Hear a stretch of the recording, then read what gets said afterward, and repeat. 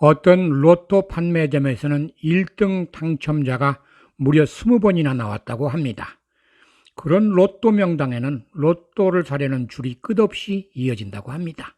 오늘은 우리 생활 깊숙이 들어와서 우리 말처럼 쓰이는 영어들의 어원을 다루어 보겠습니다. 로로우, 로또. 이거는 원래 내가 가져야 할 목, 한 인간이 짊어져야 하는 운명의 몫이라는 뜻이었습니다. 그러니까 로또를 뽑는 것은 결국 자신의 운명을 뽑는 겁니다.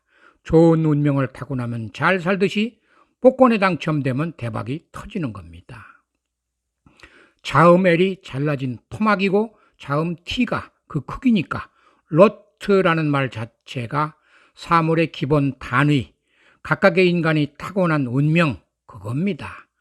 중세 이탈리아의 피렌체 정부는 전시의 전쟁 비용을 마련하기 위해서 또 평시에 영세민 구호 자금을 마련하기 위해서 복권을 발행하기 시작했습니다.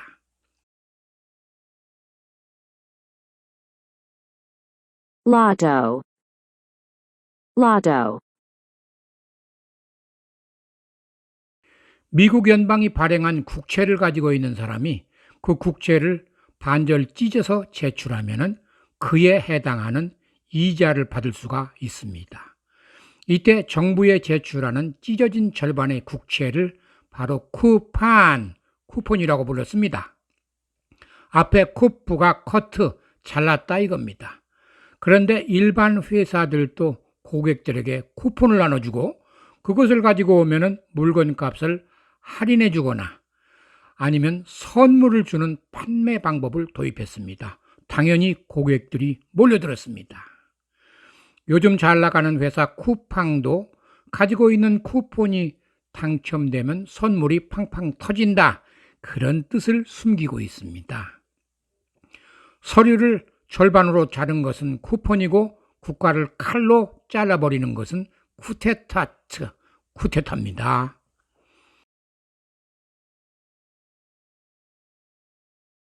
Coupon. Coupon. 파리에 큰 음식점을 열었던 사람이 손님을 유혹하기 위해 큰 글씨로 프랑스 말 레스토랑이라는 간판을 세웠습니다. 여러분의 지친 원기를 다시 세워드립니다 라는 뜻이었습니다. 리가 다시, 스타가 스탠드, 세워준다, 그겁니다. 이 식당의 선전 간판 레스토랑트라는 단어가 이제는 그냥 식당이라는 말로 굳었습니다.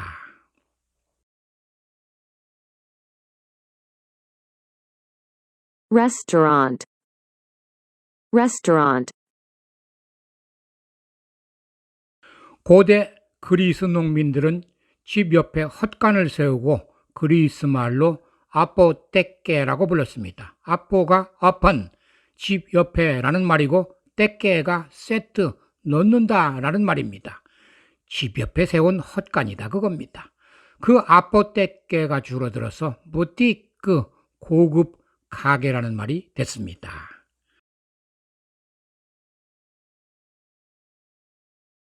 Boutique. Boutique. 그 후에 유럽의 농민들도 집 옆에 헛간을 세우고 각종 농기구를 비치해 놨습니다. 그 헛간을 샵이라고 불렀습니다. 샵은 스탠드, 작은 건물을 세웠다라는 단순한 뜻입니다. 어원은 달라도 그리스의 헛간, 아포떼케와 똑같은 뜻입니다.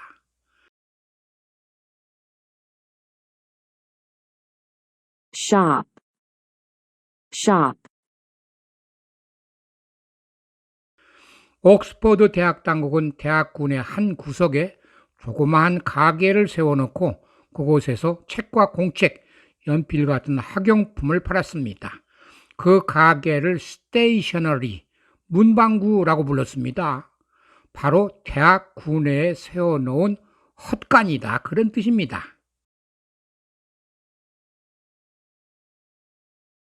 Stationery. Stationery.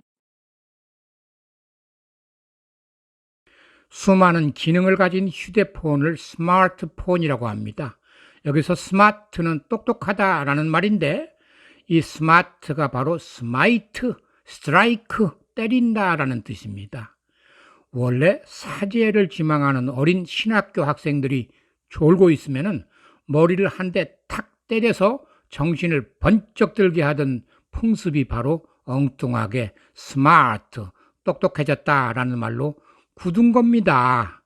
현대 스마트폰은 정말 똑똑합니다. 못하는 게 없습니다.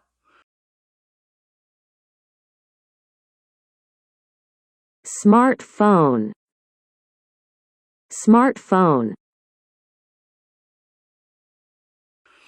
전깃줄이 없는 스마트폰을 서로 연결시켜주는 전파 구역을 셀, 작은 방이라고 부릅니다. 그 셀, 전파 구역은 서로 연결되어 있기 때문에 우리의 스마트폰이 전 세계로 연결되는 겁니다. 미국인들은 핸드폰의 기술적 기능을 그대로 이름으로 써서 셀폰이라고 부릅니다.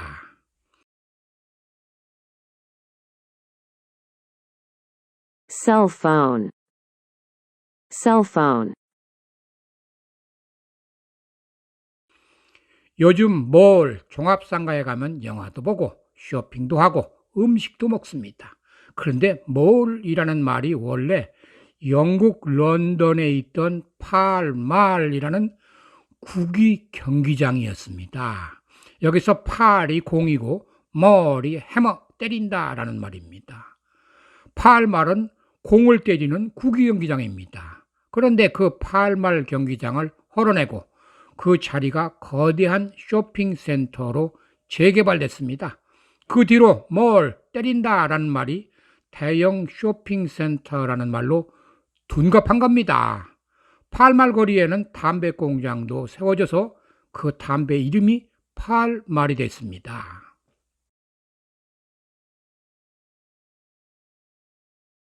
pall mall, pall mall,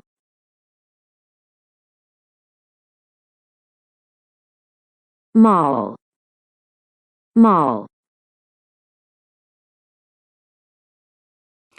지하철을 그냥 메트로라고 부릅니다.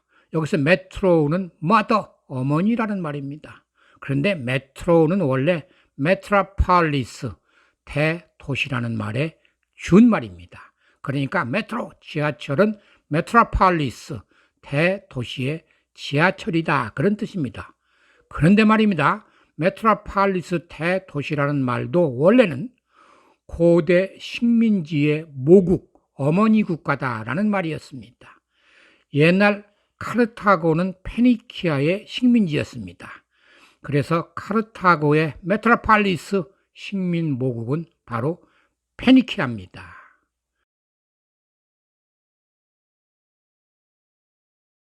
metropolis, metropolis,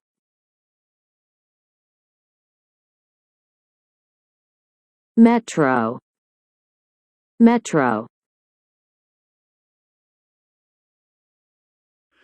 애견 인구가 급증하면서 개와 관련된 영어가 어느새 한국말로 정착한 것 같습니다.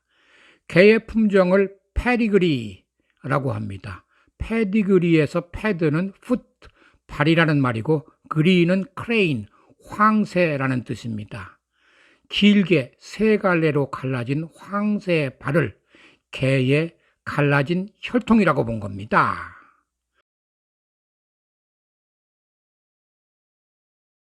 pedigree, pedigree, 개집을 캐널이라고 부릅니다. 여기서 캔이 개라는 뜻입니다. 그래서 시니컬, 냉소적이다 라는 말도 개처럼 세상 일을 우습게 바라본다, 그런 뜻이었습니다. 그런데 개의 어원 캔은 원래 인간이 사는 곳의 변두리, 캠프라는 뜻이었습니다. 개의 조상 늑대가 살던 곳이 인간의 변두리였던 겁니다. 그런데 그 캔, 변두리라는 말에서 영국 동남쪽 변두리 켄트라는 지방 이름이 나왔고요. 또 스위스의 지방 캔턴이라는 말도 나왔습니다. 우리나라 원양 어선 기지였던 아프리카 북서부의 카나리아 섬은 들개들이 많은 섬이다. 그런 뜻이었습니다.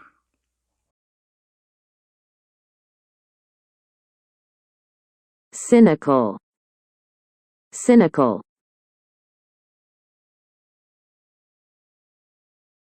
kennel, kennel,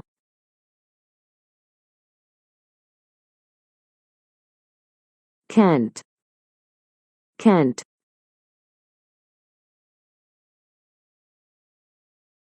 Canton, Canton,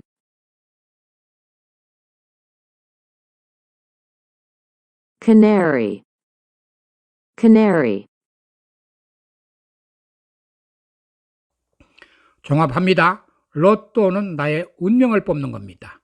몰 상가는 런던의 국기 경기장에 세워진 상점가라는 뜻이었습니다.